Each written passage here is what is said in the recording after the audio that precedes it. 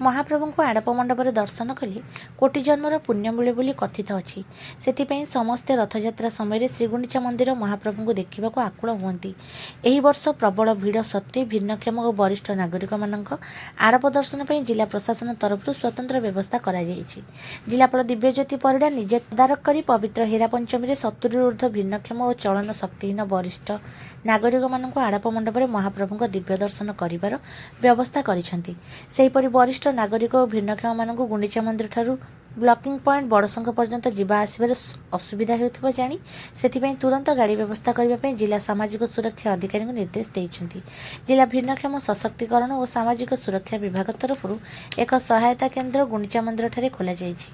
भिन्नक्षम दर्शन व्यवस्था दबेल अनुष्ठान तरफ 30 जन स्वेच्छासेवी नियोजित होइछंती, जो माने व्हील चेयर माध्यम रे दर्शन व्यवस्था कराउछंती। मंदिर नीति और भिड़ को लक्ष्य रखी यह व्यवस्था करा जाउछि। सेहीपरि भिड़ दृष्टि अतिशय वयस्क बा गुरुतर भिन्नक्षम मानक दर्शन पर न आसवा प्रशासन तरफ अनुरोध करा जायछि।